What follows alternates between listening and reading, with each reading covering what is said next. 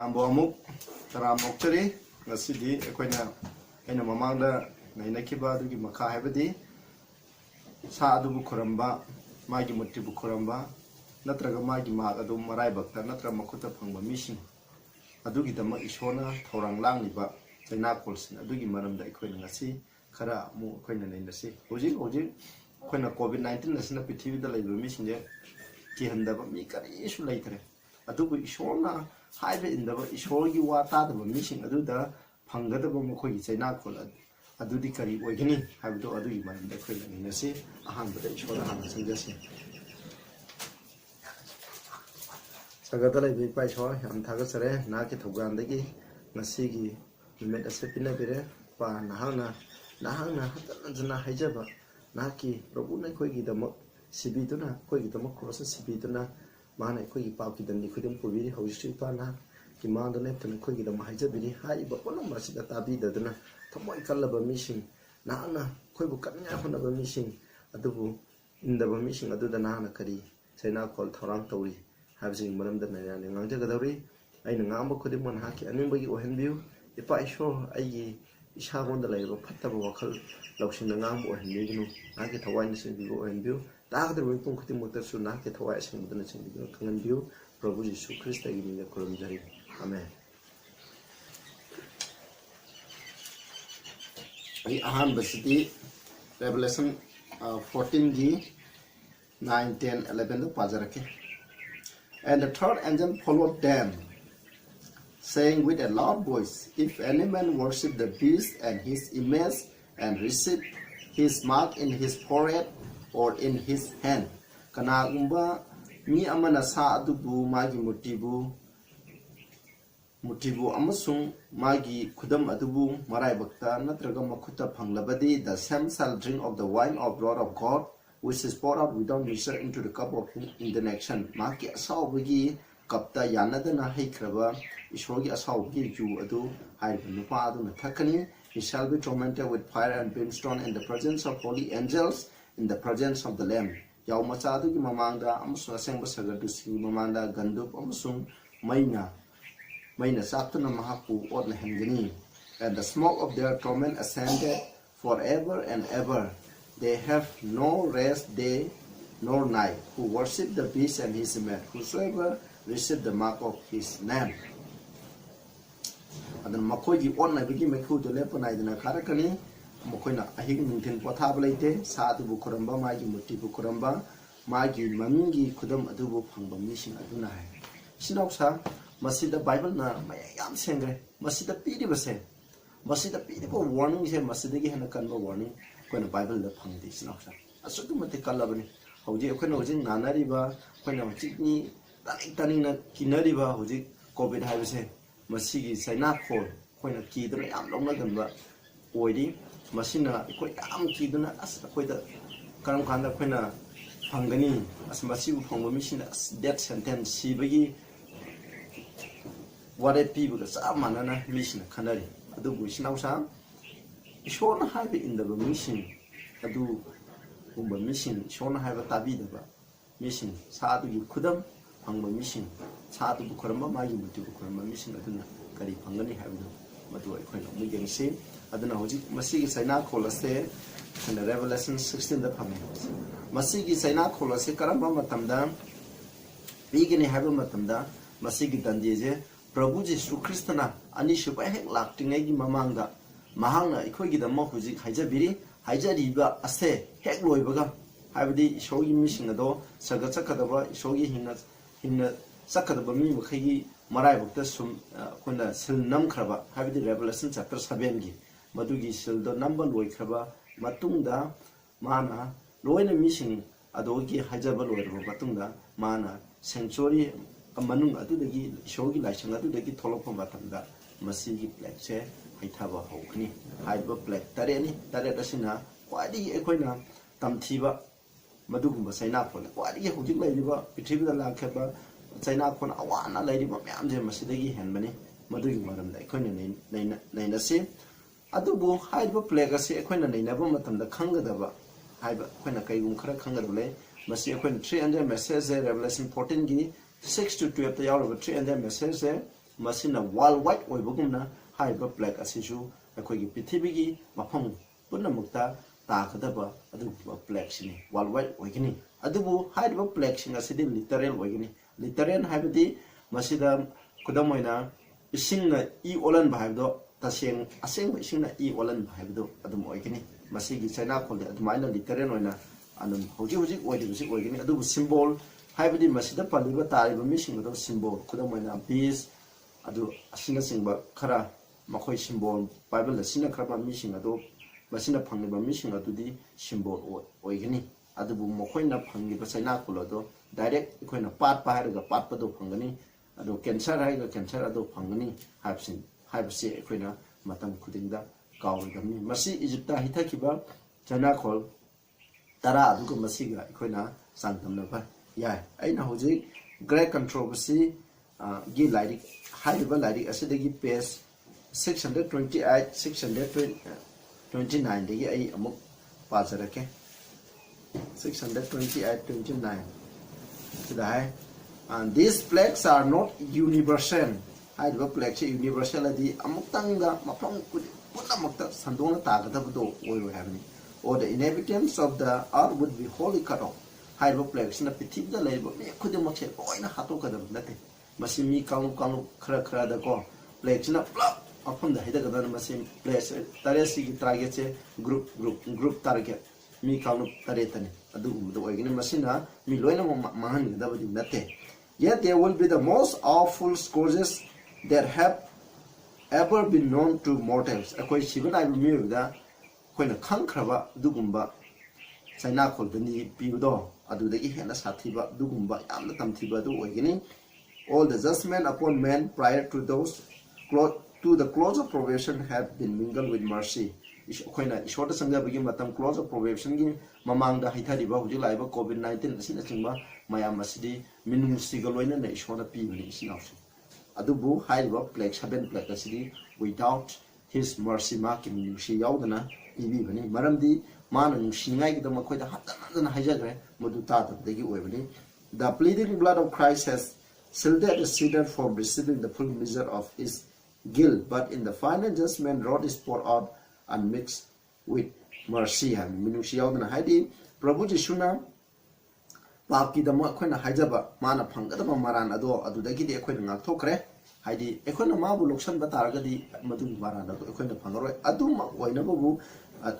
adu oidragasu aduma oiragasu ekhoina ishona haijabado tabi daba taragadi kedogana mana roibigi haitaniba Cheinakhol asidi full oigini hapsini aduna khangadabse haidaba Cheinakhol tare asina pithibida leba mipum khudimang loina mangangadabadi amuktangna pulap loina tumna basina mangalagani haibide de khara lebobu khara laigini lebobu aduna prabhu Jesu Krishna ani shubala pu matamda matin mangani ai huji pazarake ahan ba plague haisida Revelation 16 gi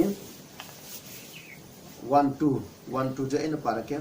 I heard a great voice out of the temple saying to the seven angel ishogi laisangdagi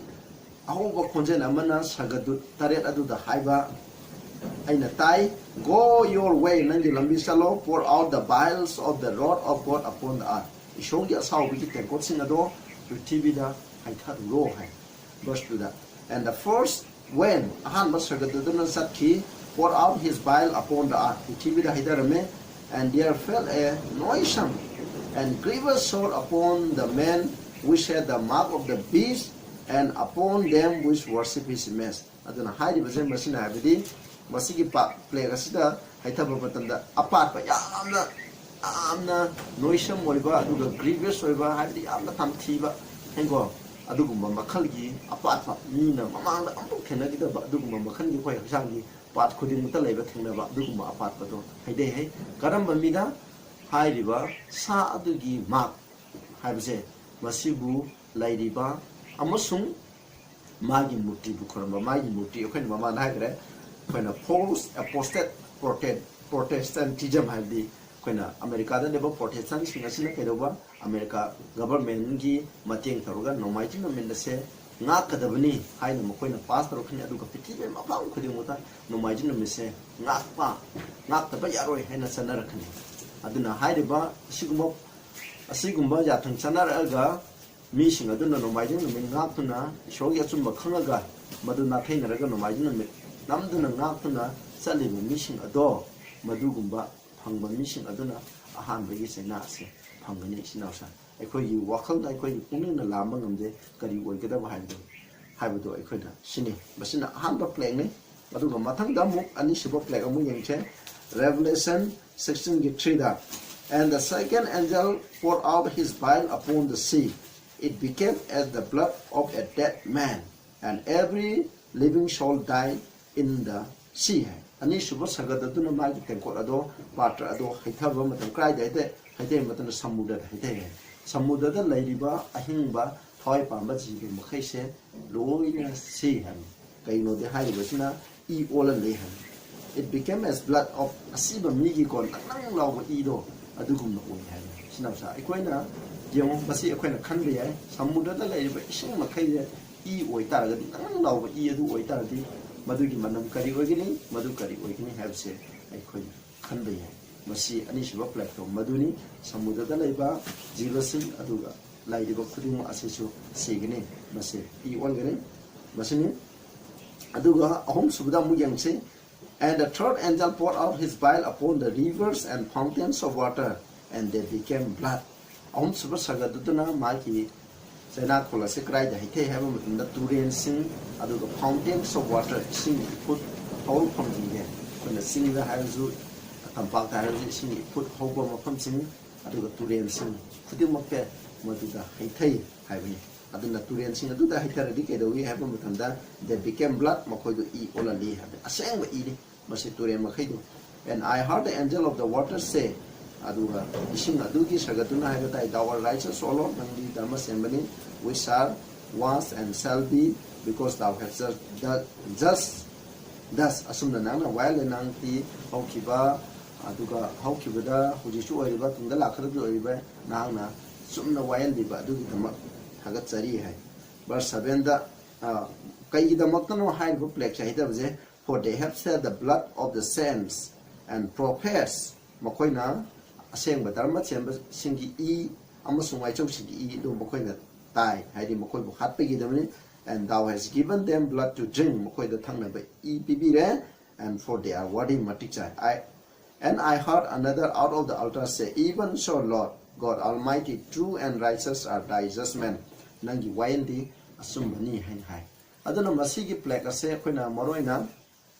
Masigi second ga third ka plague ase Canada maroina hida ga dagi haiba matamda ishor gi mishingu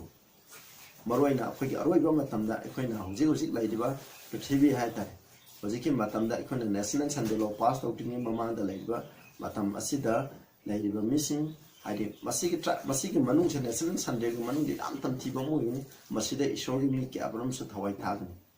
koina adugumba mission adu thawai thabagi dama makoi hatbagi dama makoi I tahanbagi dama hai pase adugumba haliba mission aduda makoi na I ase pithak bibni habi masi yam tamthiba adugumba Cheinakhol adu amani isnausa masini adugi mathangda akoina mujang se mari shuba plakta. And the fourth angel poured out his vial upon the sun, and the power was given unto him to scourge men with fire. Mari shuba sagadaduna Magi Tengor Adon Numita Hitare, Madam Numita Hitare, Numita Sakti Pire, Mission as a minor, Sang Naikidamo, Sakti Ado, Pinavire. Verse 9, and men were scourged with great heat. Atanbo Mishana mission as a Kategalami, blaspheme the name of God, Shogi Minguti Nangami, which had power over this plague. To guide about Black Sigi Mataka Sakti Lady, short to Mukanitin Nangami, and they repented not to give him glory. Adubu Mokoina Punin Hongde, Aduga Ishori Kadova, Matimungan, Pide, Black Dia Batang, had the me group, Hambagi group Aduna, Equina Mark Pangba mission, and issue mission Aduna, Shogi mission, Happen mission Aduda, Labane, Aduga Mari Shuba, Black Asina Kaidogaham, and B group Ama Kaidova, Putribi the lady me group, Heidi Aquina, Numitu Kurumba, Numission line in a Kurumba, Equina. Hanga of the Arabic Sunday issue was the Yago, the particular labor religion could be Yavan. Mokoina, Hoi, Mokoi Christian or go over Adugi Derkalite, Roman Catholic, Sunday not 5 in the Satan Mukromani, Satan Assembly, Adubu, Mokoina Sunday, I passed a woman on them, but she did Numiti Dubili, Hida, ꯅꯨꯃꯤꯠ ꯈꯨꯔꯨꯝꯂꯤꯕ ꯃꯤꯁꯤꯡ ꯑꯗꯨꯅ ꯍꯔꯥꯎꯅ ꯌꯥꯕꯅꯦꯕ ꯑꯗꯨꯕꯨ ꯃꯈꯣꯏꯅ ꯈꯪꯉꯤ ꯃꯁꯤ ꯈꯨꯔꯨꯝꯕꯒꯤ ꯃꯍꯨꯠꯇ ꯏꯁꯣꯔꯒꯤ ꯑꯁꯦꯡꯕ ꯄꯣꯊꯥꯕ ꯅꯨꯃꯤꯠ ꯑꯃ ꯂꯩ ꯍꯥꯏꯔꯤꯕ ꯅꯨꯃꯤꯠ ꯑꯗꯨꯗꯤ 7 days ꯁꯕꯥꯠꯅꯤ ꯍꯥꯏꯕꯁꯤ ꯃꯈꯣꯏꯅ ꯈꯪꯒꯅꯤ ꯑꯗꯨꯕꯨ ꯃꯗꯨ ꯈꯪꯉꯁꯨ ꯈꯪꯅ ꯃꯈꯣꯏꯅ ꯅꯨꯃꯤꯠ ꯑꯗꯨꯕꯨ ꯃꯈꯣꯏꯅ ꯈꯨꯔꯨꯝꯖꯕ ꯃꯤꯁꯟ ꯂꯥꯏꯅꯦꯅ ꯈꯟꯗꯨꯅ ꯃꯈꯣꯏꯅ ꯈꯨꯔꯨꯝꯖꯕ ꯑꯗꯨꯒꯤꯗꯃꯛ ꯀꯩꯗꯧꯕ ꯏꯁꯣꯔꯅ ꯃꯈꯣꯏꯕꯨ ꯅꯨꯃꯤꯠꯇ ꯁꯛꯇꯤ ꯄꯤꯔꯒ ꯅꯨꯃꯤꯠꯀꯤ ꯃꯩꯁꯥꯁꯦ ꯍꯦꯟꯀꯠꯂꯀꯥꯟꯗ ꯃꯤꯁꯤꯡ ꯑꯁꯦ ꯂꯣꯏꯅ ꯀꯥꯊꯦꯛꯀꯅꯤ ꯑꯗꯨꯒ ꯂꯩꯔꯤꯕ ꯑꯩꯈꯣꯏꯅ ꯍꯣꯠꯅꯔꯤꯕ ꯎꯄꯥꯜ ꯋꯥꯄꯥꯟ ꯑꯗꯒꯤ ꯂꯩꯔꯤꯕ ꯐꯧ ꯆꯦꯡ ꯂꯩꯔꯤꯕ ꯈꯨꯗꯤꯡꯃꯛꯁꯦ ꯅꯨꯃꯤꯠꯅ ꯂꯣꯏꯅ ꯀꯥꯊꯦꯛꯀꯅꯤ ꯑꯗꯨ ꯃꯇꯝꯗ ꯑꯩꯈꯣꯏ ꯀꯔꯤ ꯑꯣꯏꯒꯅꯤ ꯍꯥꯏꯕꯁꯤ ꯑꯩꯈꯣꯏꯅ ꯈꯟꯗꯨꯅ ꯌꯦꯡꯁꯤ ꯅꯨꯃꯤꯠꯀꯤ ꯃꯩꯁꯥꯅ ꯑꯩꯈꯣꯏꯗ ꯆꯥꯛꯊꯦꯛꯄ ꯃꯇꯝꯗ ꯑꯁꯨꯛꯀꯤ ꯃꯇꯤꯛ ꯑꯀꯟꯕ ꯃꯩꯁꯥꯅ ꯑꯩꯈꯣꯏꯗ ꯌꯩꯕ ꯃꯇꯝꯗ ꯃꯗꯨꯗ ꯑꯣꯏꯒꯗꯧꯔꯤꯕ ꯑꯋꯥꯕꯗꯨ ꯀꯔꯤ COVID-19 ꯍꯦꯟꯅ ꯃꯟꯊꯤꯕ ꯑꯗꯨꯒꯨꯝꯕ ꯑꯅꯥꯕꯗꯨ ꯑꯣꯏꯒꯅꯤ ꯏꯆꯤꯟ ꯑꯁꯤꯒꯨꯝꯕꯁꯦ ꯑꯩꯈꯣꯏꯅ ꯐꯪꯗꯅꯤꯡꯉꯥꯏ ꯍꯣꯠꯅꯕ ꯃꯇꯝꯗ ꯑꯣꯏꯔꯦ ꯁꯨꯃꯥꯏꯅ ꯇꯧꯗꯅ ꯑꯩꯈꯣꯏꯅ ꯌꯥꯊꯦꯛꯀꯅꯤ ꯑꯗꯨꯃꯛ ꯑꯣꯏꯗꯨꯅꯁꯨ ꯆꯩꯅꯥꯈꯣꯜ ꯃꯊꯪ ꯄꯤꯔꯛꯄ ꯇꯥꯔꯒꯁꯨ ꯃꯤꯁꯤꯡ ꯑꯗꯨꯅꯀꯣ ꯃꯈꯣꯏꯗꯤ ꯊꯃꯣꯏ ꯀꯟꯖꯟꯈ꯭ꯔꯕꯅꯤꯅ ꯃꯈꯣꯏ ꯀꯩꯗꯧꯕ ꯎꯅꯤꯡ ꯁꯨꯡ ꯈꯣꯡꯗꯦ ꯑꯗꯨꯒꯤ ꯃꯍꯨꯠꯇ ꯃꯈꯣꯏꯅ ꯏꯁꯣꯔꯗ ꯁꯥꯞ ꯇꯧꯏ ꯀꯔꯤꯒꯤꯗꯃꯛ ꯏꯁꯣꯔꯅ ꯑꯩꯈꯣꯏꯗ ꯑꯁꯤ ꯐꯪꯍꯜꯂꯤꯕꯅꯣ ꯍꯥꯏꯕꯁꯦ ꯏꯁꯣꯔꯅꯗꯤ ꯃꯈꯣꯏꯕꯨ ꯀꯟꯕꯤꯅꯤꯡꯉꯥꯏꯒꯤꯗꯃꯛ ꯑꯩꯈꯣꯏꯕꯨ ꯀꯟꯕꯤꯅꯤꯡꯉꯥꯏ ꯀꯟꯅ ꯍꯣꯠꯅꯈ꯭ꯔꯦ ꯑꯗꯨꯕꯨ ꯃꯈꯣꯏꯅ ꯃꯁꯤ ꯇꯥꯗꯦ ꯍꯥꯏꯕꯁꯤ ꯃꯁꯤꯅꯤ ꯑꯗꯨꯒꯤꯗꯃꯛꯇꯅꯤ ꯏꯆꯤꯟꯅꯥꯎꯁꯥ ꯑꯗꯨꯅ ꯃꯁꯤ ꯂꯩꯔꯦ ꯃꯊꯪꯗ 5th plague ꯑꯃꯨꯛ ꯌꯦꯡꯉꯁꯤ and the 5th angel poured out his vial upon the seat of the beast and his kingdom was full of darkness and they know their tongues for pain manga suba sargadudasna magi pata to haite kanada haiba sa asigi phambal da ne hadi sa habdi roman catholic church asigi phamdang oidiba khoina vatican city haitare masida haite yam 5th plague na maru ena vatican city da habni adugo maki laibak se mamami adar magi laibak de piti khudi mokche magi laibak matamda the new world order semok matamda and full of darkness amambana big thali and they know their tongue for bad aduna makogi maya se kata chi hai na abana ko makogi maya kata chi hai amamba je suki mating mangkhre ubo phung roi tabani habani adu bo haiba manga sabu plague se lakho matamda plague asigi manungda kaidogana hai matamda Cheinakhol se mathang laabnina da khoi masigi maramde hena khangeli time of trouble and God's people deliver high by Alanji White ki lyric chapter ani to khoi na par khadi patana khangba yagani adubu ai matam yam leitabana masigi detail je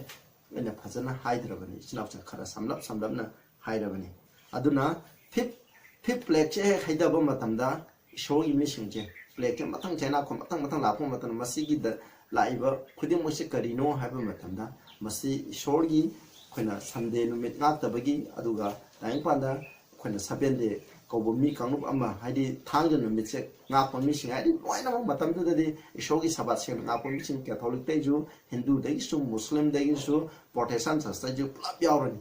aseng ba chum makhang achum in ba kamuchin bakhoi se laibudu no mano moidana bakhoi je mangan ri mukti plek che fararo yana mkhoi haraklian maduni hoji cho ina mamangi video du kre puna mak asigi calamity laiba natural disaster kudimaki maram je kedoba no majin me sengda ngak tabagi loina mak laibni habse hojik laire hojik chum banan sirakini thoktuna sulakani masi habse masini madugi da bai shori mi singa se pungpham amada pula pitibi mafam khudingda mi khara amadi plague chi mamangda mi khara amdi jena parani khara amdi prison da tawgrani mukhoina no majin me ngau haba yadabagi da mun jenda phajandana thangani khara amna ching mangda loin lotuna legini haidu mayam ase phattaba singa loina question na le mi singa se kaidoguna haba matana mukhoina pungpham ama matam chamana na mukhoje hadingai gi yathang firakani haidu matam aduda ishorna magi mi singa asibu kangani aduna kaningai gi damak kaidobo matamda mi singa aduna shogi mi singa masa udingai de maman dani haibani masidai bajarke akoina great controversy hariba lairik asida asigi page 335-36 with sounds of triumph akoina mai pakpagi kholaw goloina na cheering and impressing throngs of evil men are about to rush upon their prey aduna makoina nokam phaigen goloina na asoba phattaba mising makhoi punama asina kaidoba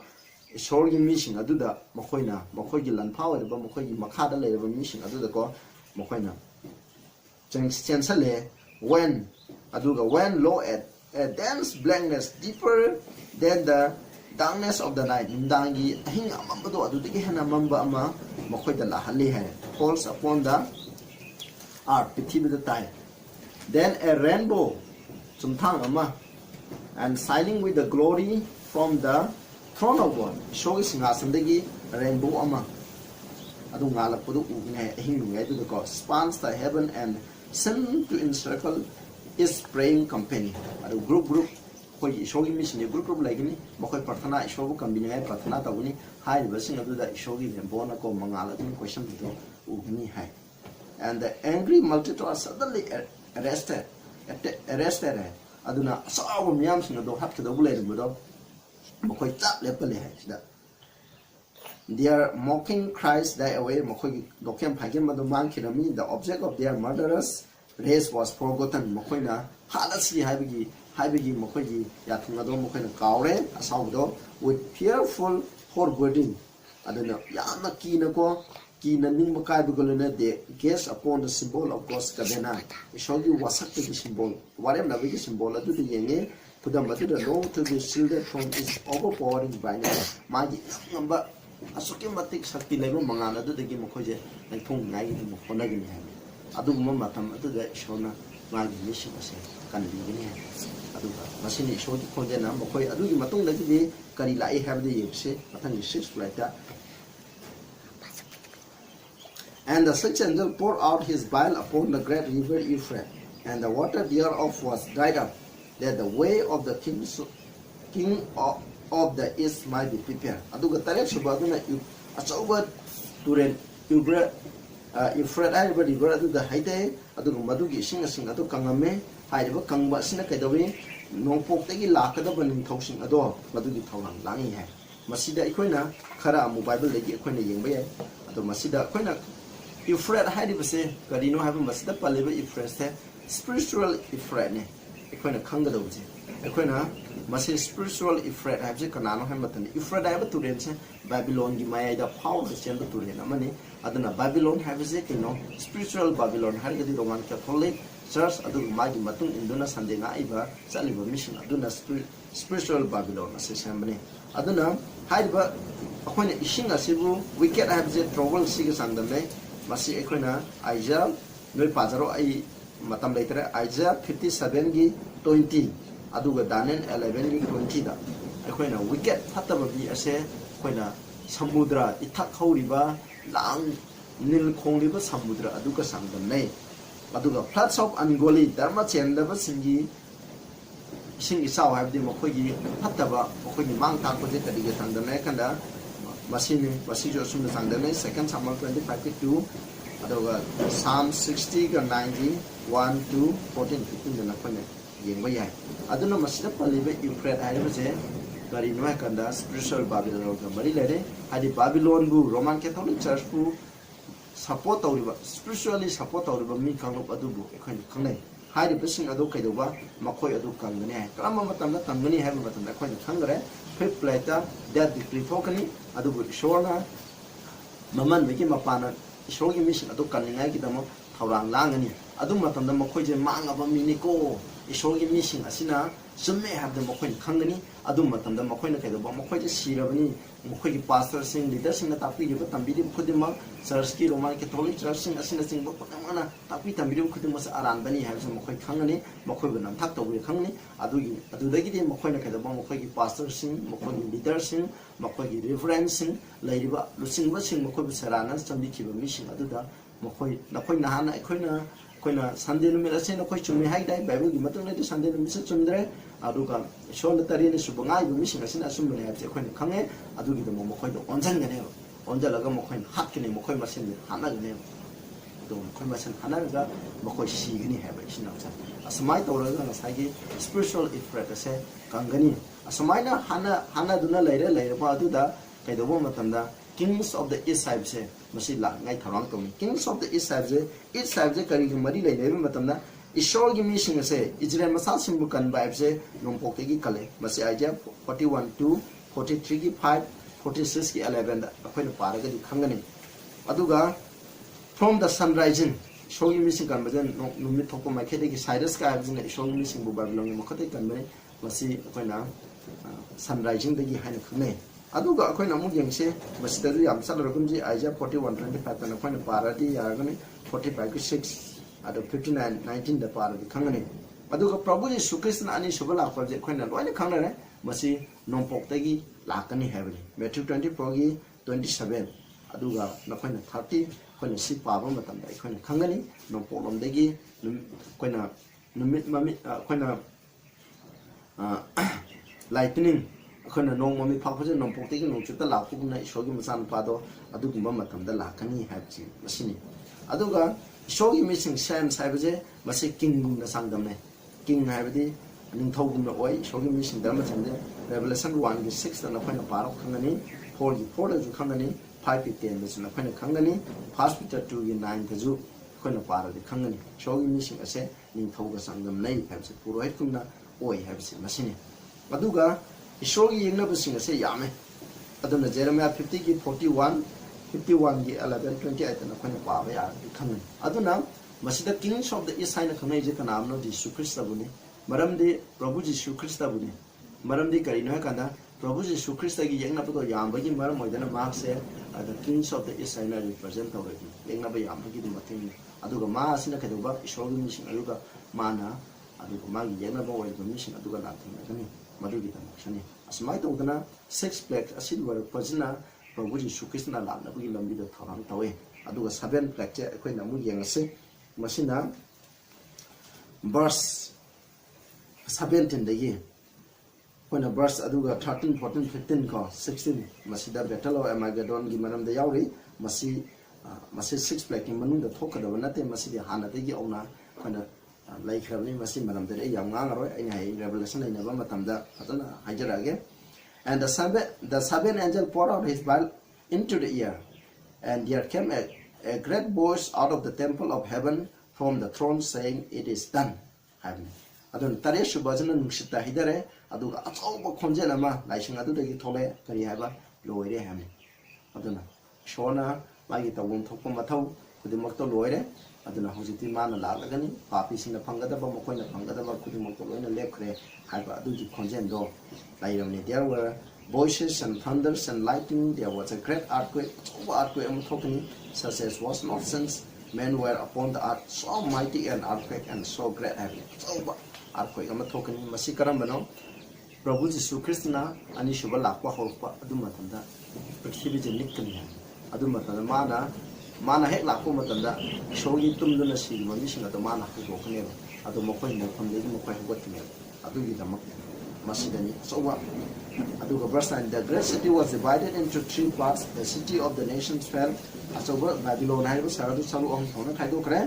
Great Babylon came in remembrance before God. Is only wanted to give unto her the cup of wine of the fishes of Israel. Verse 20, every island fled away. The mountains were not found. There fell upon man a great hell out of heaven. When the land Taret super plaque manuga when Masai Nushita had the atmosphere that I have an and the men blasphemed God because of the plague of the hell. I book land adugi namaram with the Ishona Mishina Shobutina Nangi, for the plague thereof was exceeding great. Maduda Tareba plague ado sukimatic so we have every stone above the weight of a talent having. Maduda Tareba nung hai the nung matu by the land matundo kayam sawi telen amagumna sawi han isnaw sa masida ikona telen habse ani lai silver telen dadi 100 pound ga silver telen amagamane masi kayano kg 45 kg ga sawrang no mane aduga gold sanal pa oiragana masi 91 kg ga mane aduna yamdrabada masi taraiba asina kona 45 kg gi kona land matum maduna tarko matum ne kari ogi khalo kona prithvi da leiba mana masin pura dalan kairan leiba khudum mase magi matum ne thabi maduna ekhoi gi kokta thaba tar di kari ogi khalo aduna isinaw sambasini masigi plaque 7 plaque ase karamba mi ki damak thorang tawge heba matamda ishona haiba ta da khoji ishona haijeri ekhoi na masigi plaque ase di ekhoi buji nan thon ngai gi matam nei koina Prabhu Jesu Christ mon da piji mana haiba matam ase ta di buji sumati panic oiba matam da ekhoi na corona da khetang kari do bi ki do no ishona mana haiba in da ba mi singi damak mana hatana dana ishona ekhoi bu kan bi ngai gi oiba thabo ma khai oi no honare masidi gi hena kari ishona tawbang hambage madu phawda ekhoi na thamoi kanjan duna leiraga di ekhoi na ꯍꯥꯏꯔꯤꯕ ꯄ꯭ꯂꯦꯁꯤꯡ ꯑꯁꯦ ꯑꯩꯈꯣꯏ ꯐꯪꯕꯗ ꯃꯇꯤꯛ ꯆꯥꯏ ꯑꯗꯨ ꯏꯆꯤꯟꯅꯥꯎꯁꯤꯡ ꯑꯩꯅ ꯉꯁꯤꯒꯤ video ꯁꯦꯝꯖꯕꯒꯤ ꯃꯔꯝꯗꯤ ꯑꯩꯈꯣꯏꯁꯨ ꯑꯗꯨꯒꯨꯝꯕ ꯂꯥꯏꯅꯥ ꯂꯥꯏꯆꯠꯁꯤꯡ ꯑꯁꯦ ꯃꯁꯤꯗꯒꯤ ꯐꯪꯗꯅꯤꯡꯉꯥꯏꯒꯤꯗꯃꯛ ꯑꯩꯈꯣꯏ ꯍꯧꯖꯤꯛ ꯀꯔꯤ ꯇꯧꯕ ꯇꯥꯏ ꯍꯧꯖꯤꯛ ꯃꯇꯝ ꯂꯩꯔꯤ ꯑꯩꯈꯣꯏ ꯄ꯭ꯔꯚꯨ ꯖꯤꯁꯨ ꯈ꯭ꯔꯤꯁꯇꯣꯉꯣꯟꯗ ꯆꯪꯖꯁꯦ ꯑꯩ ꯂꯩꯔꯤꯕ ꯄꯥꯞ ꯃꯈꯩ ꯑꯗꯣ ꯂꯣꯏꯅꯃꯛ ꯃꯉꯣꯟꯗ ꯍꯧꯖꯤꯛ ꯄꯤꯔꯒ ꯏꯁꯣꯔ ꯑꯩ ꯄꯥꯄꯤꯅꯤ ꯑꯩꯒꯤ ꯄꯥꯞꯁꯤꯡ ꯑꯁꯤ ꯀꯣꯛꯄꯤꯌꯨ ꯍꯥꯏꯅ ꯑꯩꯈꯣꯏꯅ ꯍꯧꯖꯤꯛ ꯆꯪꯖꯁꯤ ꯑꯗꯨ ꯃꯇꯝꯗ ꯃꯥꯅ ꯑꯩꯈꯣꯏꯒꯤ ꯄꯥꯞ ꯇꯥꯕꯤꯒꯅꯤ ꯑꯗꯨꯒ ꯍꯧꯖꯤꯛ ꯂꯥꯛꯂꯤꯕ ꯂꯥꯏꯅꯥ ꯂꯥꯏꯆꯠꯁꯦ ꯑꯩꯈꯣꯏꯅ ꯀꯣꯚꯤꯗ-19ꯗꯒꯤꯁꯨ ꯏꯁꯣꯔꯅ ꯑꯩꯈꯣꯏꯕꯨ ꯀꯟꯊꯣꯛꯄ ꯉꯝꯒꯅꯤ ꯑꯗꯨꯅ ꯑꯩꯈꯣꯏꯅ ꯃꯥꯅ ꯍꯥꯏꯕꯁꯤꯡ ꯏꯟꯕ ꯇꯥꯔꯦ ꯑꯩꯈꯣꯏ ꯃꯤꯒ ꯁꯣꯛꯅ ꯁꯝꯅꯗꯕ ꯇꯥꯔꯦ ꯍꯥꯏꯔꯤꯕ ꯃꯇꯝ ꯑꯁꯤꯗ ꯑꯩꯈꯣꯏꯅ ꯄ꯭ꯔꯊꯅꯥ ꯇꯧꯗꯨꯅ ꯃꯤꯒ ꯁꯝꯅꯗꯕꯤꯗ ꯕꯥꯏꯕꯜ ꯅꯩꯅꯔꯒ ꯑꯆꯨꯝꯕꯗꯣ ꯍꯧꯖꯤꯛ ꯊꯤꯗꯣꯛꯄꯒꯤ ꯃꯇꯝꯁꯦ ꯑꯣꯏꯔꯦ ꯍꯥꯏꯕꯁꯤꯅꯤ ꯏꯆꯤꯟꯅꯥꯎꯁꯥ ꯑꯗꯨꯅ ꯅꯈꯣꯏꯅ ꯍꯥꯏꯔꯤꯕ ꯑꯆꯨꯝꯕꯁꯤꯡ ꯑꯁꯦ ꯃꯤꯄꯨꯝ ꯈꯨꯗꯤꯡꯃꯛꯇ ꯁꯤꯌꯔ ꯇꯧꯕꯤꯌꯨ ꯑꯩꯈꯣꯏꯒꯤ ꯏꯆꯤꯟ ꯏꯅꯥꯎꯁꯤꯡ ꯃꯔꯤ ꯃꯇꯥꯁꯤꯡ ꯑꯩꯈꯣꯏꯒꯤ ꯂꯩꯔꯤꯕ ꯃꯤꯁꯤꯡ ꯍꯧꯖꯤꯛ ꯂꯥꯏꯔꯤꯛ ꯄꯥ ꯌꯥꯗꯕ ꯑꯩꯈꯣꯏꯅ ꯀꯨꯝꯍꯩ ꯍꯔꯥꯎ ꯑꯃ ꯌꯥꯗꯕ ꯃꯇꯝꯅꯤꯅ ꯍꯧꯖꯤꯛ ꯈ꯭ꯋꯥꯏ ꯐꯕ ꯃꯇꯝꯅꯤ ꯑꯩꯈꯣꯏꯅ ꯁꯣꯁꯤꯌꯦꯜ ꯃꯦꯗꯤꯌꯥꯗ ꯑꯩꯈꯣꯏꯅ ꯂꯤꯂꯥ ꯗꯔꯃꯥ ꯀꯨꯝꯍꯩ ꯍꯔꯥꯎ ꯏꯁꯣꯔꯅ ꯌꯥꯗꯕ ꯊꯕꯛꯁꯤꯡ ꯑꯗꯨ ꯌꯦꯡꯕꯒꯤ ꯃꯍꯨꯠꯇ ꯑꯩꯈꯣꯏꯅ ꯅꯩꯅꯕꯒꯤ ꯃꯇꯝꯁꯦ ꯑꯣꯏꯔꯦ ꯍꯥꯏꯕꯅꯤ ꯃꯁꯤꯒꯤ ꯈꯨꯗꯣꯡꯆꯥꯕ ꯂꯧꯔꯒ ꯃꯤꯌꯥꯝꯅ ꯃꯁꯤꯒꯤ ꯑꯆꯨꯝꯕꯗꯨ ꯁꯤꯌꯔ ꯇꯧꯕꯤꯌꯨꯅ ꯑꯩꯅ ꯍꯥꯏꯖꯔꯤ ꯉꯁꯤꯒꯤ ꯃꯇꯥꯡ ꯑꯁꯤꯗ ꯂꯣꯏꯁꯤꯜꯂꯁꯦ ꯇꯥꯕꯤꯕ ꯈꯨꯗꯤꯡꯗ ꯏꯁꯣꯔꯅ ꯕꯣꯔ ꯄꯤꯕ ꯑꯣꯏꯁꯅꯨ ꯑꯩ ꯑꯔꯣꯏꯕꯒꯤ ꯄ꯭ꯔꯊꯅꯥ ꯇꯧꯖꯔꯛꯀꯦ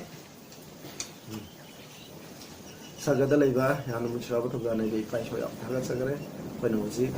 ꯅꯍꯥꯛꯅ ꯍꯥꯏꯕ ꯏꯟꯗꯕ ꯃꯤꯁꯤꯡ ꯅꯍꯥꯛꯅ ꯍꯥꯏꯕꯤꯔꯕ ꯐꯥꯎꯕꯗ ꯊꯋꯥꯏ ꯑꯁꯦꯡꯕ ꯊꯥꯕꯤꯗꯨꯅ ꯁꯔꯒꯗꯨꯁꯤꯡ ꯍꯟꯖꯟ ꯍꯥꯏꯕꯤꯔꯕ ꯐꯥꯎꯕꯗ ꯇꯥꯗ꯭ꯔꯕ ꯑꯆꯨꯝꯕ ꯑꯗꯨꯗ ꯊꯃꯣꯏ ꯀꯟꯖꯟꯈ꯭ꯔꯕ ꯃꯤꯁꯤꯡ ꯑꯗꯨꯗ ꯅꯍꯥꯛꯅ ꯆꯩꯅꯥꯈꯣꯜꯁꯤꯡ ꯊꯧꯔꯥꯡ ꯇꯧꯗꯨꯅ ꯂꯩꯔꯤ ꯍꯥꯏꯕꯁꯤꯒꯤ ꯃꯔꯝꯗ ꯇꯝꯈ꯭ꯔꯦ ꯏꯄꯥ ꯑꯗꯨꯅꯀꯣ ꯅꯍꯥꯛꯀꯤ ꯑꯁꯨꯛꯀꯤ ꯃꯇꯤꯛ ꯃꯤꯅꯨꯡꯁꯤ ꯆꯥꯎꯕꯅꯤ ꯑꯗꯨꯒꯤ ꯃꯤꯁꯤꯡ ꯑꯗꯨꯒꯤ ꯃꯅꯨꯡꯗ ꯑꯩꯈꯣꯏꯁꯨ ꯌꯥꯎꯕꯤꯕꯅ ꯏꯄꯥ ꯏꯁꯣꯔ ꯑꯗꯨꯒ ꯅꯍꯥꯛꯅ ꯍꯥꯏꯕ ꯈꯨꯗꯤꯡꯃꯛ ꯏꯟꯕ ꯉꯝꯍꯟꯕꯤ ꯄ꯭ꯔꯤꯊꯤꯕꯤꯗ ꯂꯩꯕ ꯃꯤꯁꯤꯡ ꯑꯁꯦ ꯃꯤꯀꯞ ꯊꯣꯛꯄꯒ ꯕꯗꯤꯌꯨ ꯏꯄꯥ ꯏꯁꯣꯔ ꯃꯤꯀꯞ ꯊꯣꯛꯄꯅ ꯅꯍꯥꯛꯀꯤ ꯑꯆꯨꯝꯕ ꯑꯐꯕ ꯂꯝꯕꯤꯗ ꯆꯠꯆꯕ ꯉꯝꯕ ꯍꯥꯏꯕꯗꯨ ꯑꯣꯏꯍꯟꯕꯤ ꯄ꯭ꯔꯚꯨ ꯖꯤꯁꯨ ꯈ꯭ꯔꯤꯁꯇꯒꯤ ꯃꯤꯡꯗ ꯈꯨꯔꯨꯝꯖꯩ ꯑꯥꯃꯦꯟ